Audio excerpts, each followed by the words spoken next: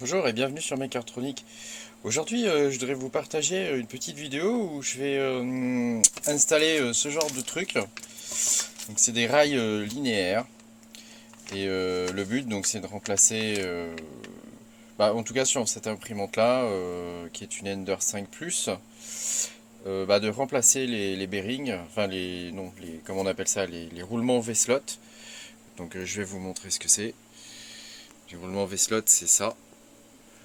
Voilà, de remplacer ces trucs-là, parce que ça accroche toutes sortes de cochonneries, c'est tout le temps sale, enfin c'est un peu pénible. Et voilà, de remplacer ces machins-là, et de mettre à la place des rails linéaires. Voilà. Et donc je vais faire ça pour l'axe qui se trouve ici, donc ça c'est l'axe Y d'un côté, l'axe Y de l'autre côté, et l'axe X qui est ici, donc je vais démonter la tête là. Et voilà. Alors la problématique, c'est la suivante. Quand on pose le rail, comme ça, euh, il bouge. Donc il faut arriver à le centrer correctement. Et donc pour ça, en fait, il y a des fichiers sur Thingiverse que j'ai trouvé qui permettent de bien aligner le rail comme il faut, quoi. Parce que s'il n'est pas droit, s'il n'est pas parfaitement droit, l'impression elle va être toute pourrie, quoi, derrière. Donc je pense que c'est un truc qui peut être pas mal à faire. Voilà. Et puis je vais. Après, il y a toute cette partie-là qu'il faut adapter. Parce que là, on n'est pas du tout sur le même genre de choses. Et par contre, ça glisse super bien, c'est vachement bien. Et on n'est pas du tout sur le même genre de chariot. Donc j'ai designé un chariot sur Fusion 360, je vous le partagerai. Et voilà, ce que je veux faire dans l'absolu, c'est adapter, adapter en fait la tête d'une que j'ai en rab, hein, la tête d'une Sidewinder X1 dessus. Et excusez-moi, c'est pas facile à tenir d'une main. Et donc là, je l'ai remontée entièrement, celle-là, parce qu'elle était toute en pièces détachées. Et j'ai fabriqué, j'ai designé sous Fusion 360 je sais pas comment on peut appeler ça, le plateau là, le truc qui permet de le tenir. Et donc ça va venir se mettre, ça va venir, désolé pour le cadrage, hein, ça va venir se mettre comme ça, quoi. Et ça devrait être pas mal. Enfin, je vais tester ça et puis je vous dirai si ça marche ou pas. Mais bon, bon dans l'absolu, je fais cette vidéo pour vous montrer comment on installe des rails linéaires, quoi. Voilà. Donc là, je vais vous montrer le fichier que j'ai trouvé sur Thingiverse et vous expliquer le principe. Et puis après, je fais le montage et je vous montre le résultat, quoi. Voilà. Donc nous voilà sur Thingiverse, je vous partagerai l'adresse. Hein. Donc en gros on a deux fichiers. Donc le premier fichier qui est ici c'est pour l'axe X et le deuxième fichier c'est pour l'axe Y. Donc évidemment il faut deux de chaque, puisqu'il faut en mettre un à chaque bout du rail linéaire. Et donc d'après eux ça donne ça. Donc ce que je vous propose c'est que je le télécharge et que je l'imprime. Donc ouais, on va plutôt faire voilà, comme ça. Hop, je vais les télécharger, on va les imprimer. Hop, voilà. Et on se retrouve à la fin pour voir un petit peu ce que ça donne. Alors, j'ai ouvert le fichier, et voilà, hop, X et Y. Tac, donc là, je vais en mettre deux. Hein. Tac, et celui-là aussi, on va en mettre deux. Hop, voilà. On va arranger les modèles. Voilà, on fait slice. Là, normalement, mes paramètres sont OK. Voilà, on fait preview. Et voilà, donc je vais enregistrer sur la clé USB, et puis on se retrouve sur l'imprimante.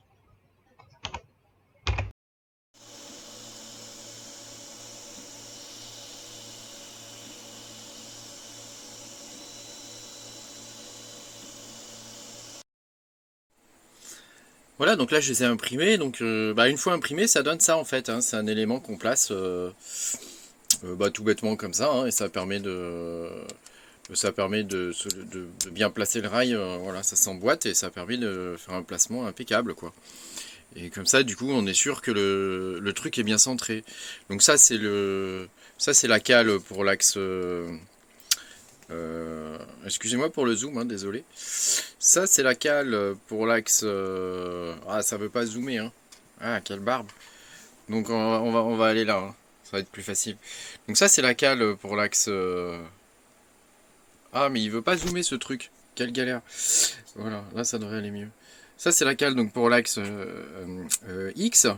Et puis, pour l'axe Y, il y en a une autre qui est celle-ci, qui est légèrement différente. Et en fait, on la place comme ça. Sur le côté. Alors je vais vous faire voir. Hop. Donc, je vous emmène par là. Voilà, désolé. Hop. Voilà, on y est. Je l'emmène par ici. Et donc ça se place comme ça. Et donc on a un point qui vient se fixer au-dessus comme ça. Et ça permet de bien placer le truc, quoi. Donc moi en l'occurrence ça sera plutôt comme ça. Hein. Ouais. Parce que le truc il va venir ici là. Et voilà. Et donc là je vais faire le montage en entier là de tous les rails. Et puis je vous retrouve après.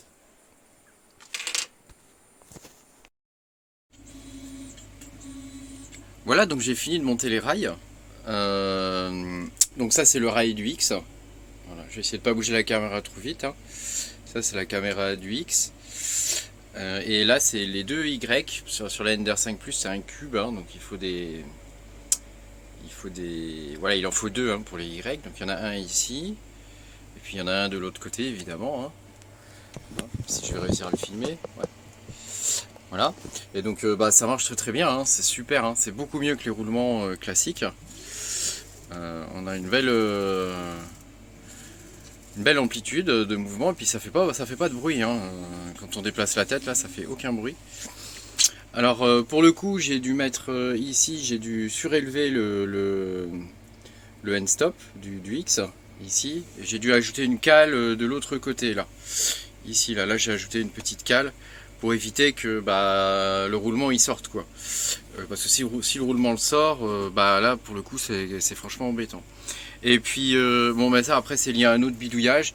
J'ai refait un nouveau end stop pour le Y là parce qu'il était un petit peu trop loin. Du coup je l'ai mis là et ça permet d'avoir toute l'amplitude sur le X quoi. Ça permet d'aller, enfin sur le Y ça permet d'aller jusqu'au bout quoi. Et donc c'est bien pratique. Et ça permet d'avoir quasiment tout le plateau. Et, bon alors par contre j'ai peut-être eu une mauvaise idée. J'avais une tête en rab de X1. Alors ça n'a rien à voir avec les rails linéaires, hein, mais j'avais une tête en rab de X1 et je l'ai installé. Hein, j'ai fait un support et tout ça pour l'installer. Et j'ai tout rebranché, j'ai soudé les câbles, etc. Tout fonctionne. Sauf que, comme elle est beaucoup plus longue que la tête de base, et je viens cogner ici là, contre cette barre là. Et pour le coup, va falloir que je recompile Marlin. Là. Donc pour l'instant, j'en suis là à recompiler Marlin. Enfin, en tout cas, en ce qui concerne les rails linéaires, franchement, c'est top. C'est une belle modification à faire. C'est assez sympa à faire et voilà, faut prendre son temps quand on le fait. Hein, c'est comme pour tout. Hein.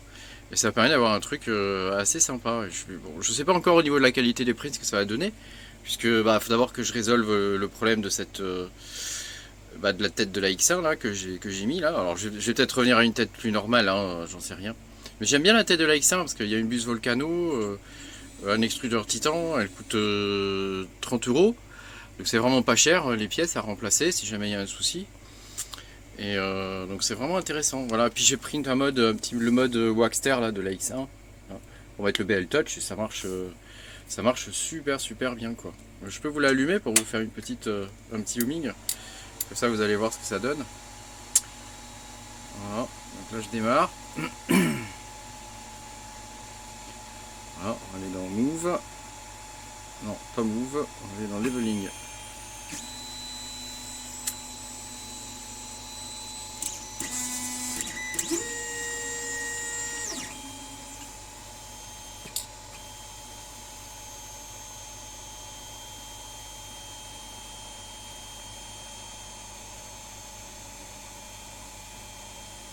Voilà, si la vidéo vous a plu, merci de mettre un petit pouce bleu. Salut!